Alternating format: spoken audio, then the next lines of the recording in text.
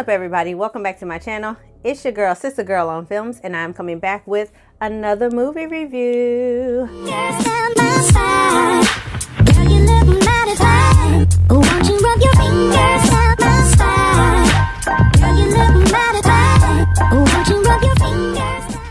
Hey y'all, so I know I've been gone for a while, since pre-Rona, okay? And really that's just because I've been like physically tired, I've been emotionally tired, I've been mentally tired, just like everybody else I would imagine. So I really haven't had the desire to record anything. I have been watching movies and all that stuff, but anytime I sat in front of my camera, I was just like, I don't feel like doing this. But Mr. Spike Lee, honey, Academy Award winner, Spike Lee. Don't it feel good to say that, y'all? He gave me something that I wanted to talk about, honey. So if you don't know, this week, Netflix released The Five Bloods, which is a movie directed by Spike Lee, and it stars Delroy Lindo, and hold on, y'all, I gotta read the names of everybody else. Jonathan Majors, Clark Peters, Norm Lewis, and Isaiah Whitlock Jr.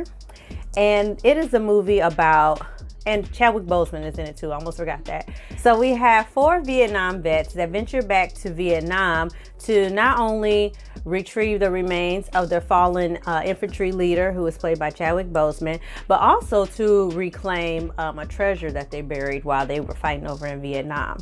So I saw a lot of people on social media talking about it and saying it was a good movie, and I didn't know anything about it, didn't know it came out, so I checked it out. Y'all, I am not mad at all that I took the time to watch this film.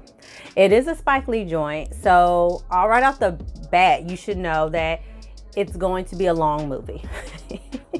So brace yourself, it is a lengthy watch, but that's okay. In the beginning of the film, I kind of felt that time a little bit because there's a lot of exposition and a little bit of flashbacks here and there. But then once they really got back to a place in Vietnam where where their last big battle happened, that's when the movie really took off for me, because it really just got deep and it got emotional and it got real. I'm not gonna get into anything political in terms of like the Vietnam War or anything like that. I don't really want to hit on anything political on my channel, but I will say just blanketly that it is not a war that I am a fan of, and I personally feel like Vietnam vets are treated terribly in this country. They were treated awfully when they came back from war. And I'm not gonna get into all that, but I'm just gonna preface my review by saying that that's how I feel about it. So with that being said, Delroy Lindo, y'all, everybody on social media was saying how his performance was so great. And at first I was like, oh, child, people were probably just saying he's a great actor, but you know, people are probably blowing out of proportion because they're bored, ain't nothing else to watch, whatever. But no, like, he did that in this movie. His character was so complex because, number one, he not only was a Vietnam vet, a Trump supporter, a black man, okay? And then also he was I don't like to say suffering with, but he was living with PTSD, post-traumatic stress disorder, if you don't know what that is. And he refused to get treatment from the VA because he didn't feel like there was anything wrong with him. So imagine a man that has untreated PTSD going back to Vietnam to not only retrieve this gold that they buried, but also to really confront his demons and the secret that he's kind of been keeping inside for his whole entire life as a civilian, or post-war, should I say. And the way Delroy Lindo was able to get that emotion and pull that out of the character of Paul, who he plays, was phenomenal.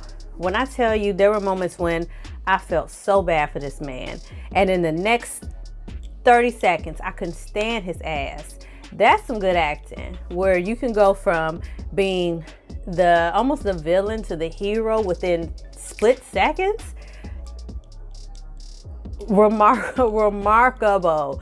Like, a lot of people want to see him get nominated in Academy Awards. I don't think he will, not because he doesn't deserve it, but because I just don't think he'll get the recognition that he deserves, because it was a Netflix film, and because they're, you know, it's a Spike Lee joint and all this other stuff, and because it was, you know, talking about, you know, how so many blacks, you know, weren't necessarily in favor of the Vietnam War, and they showed footage of the things that were happening in Vietnam during that time.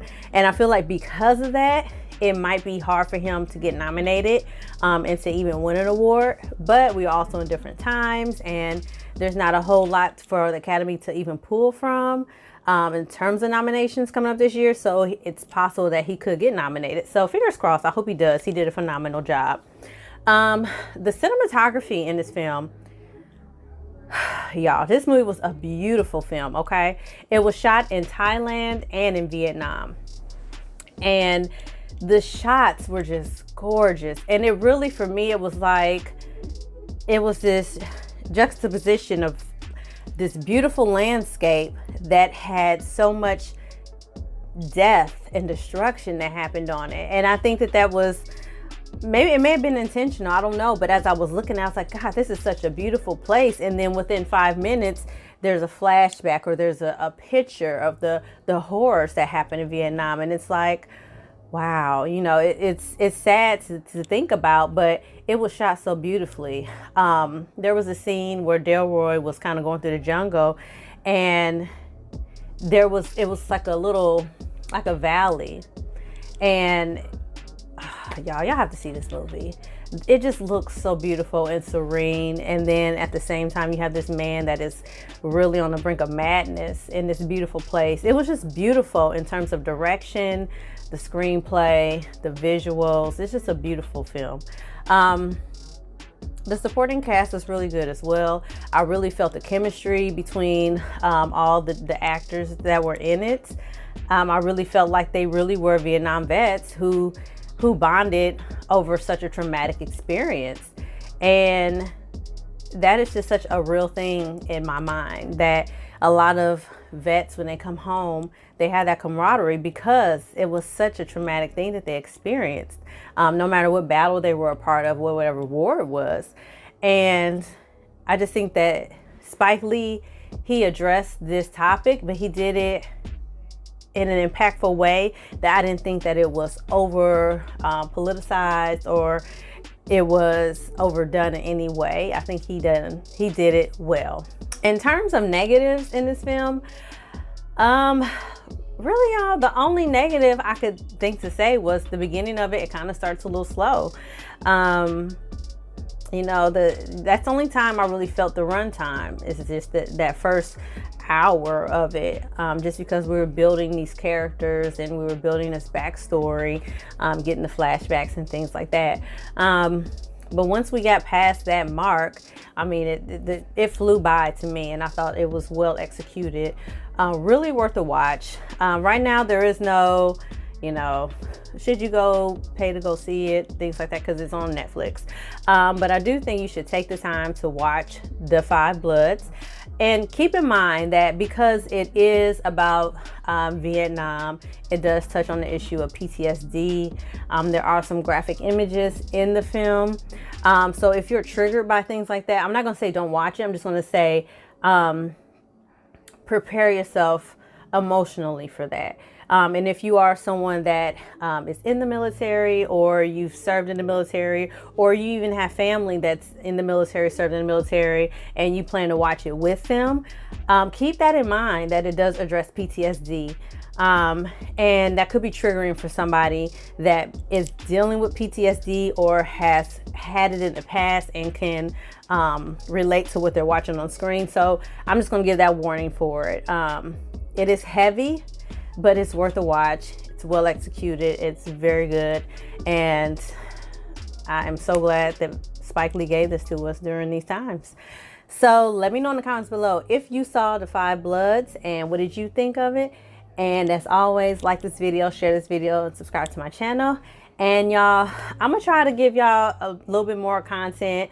The movie theaters, at least here in North Carolina, still aren't open. But I have been watching some movies, and there is a movie that It's a hot mess that I plan to do a read, roast, and review on. So buckle in and get ready for me to rip that one apart. And that's all I got for y'all. So thank you so much for your support, and I'm gonna see y'all next time. Holla.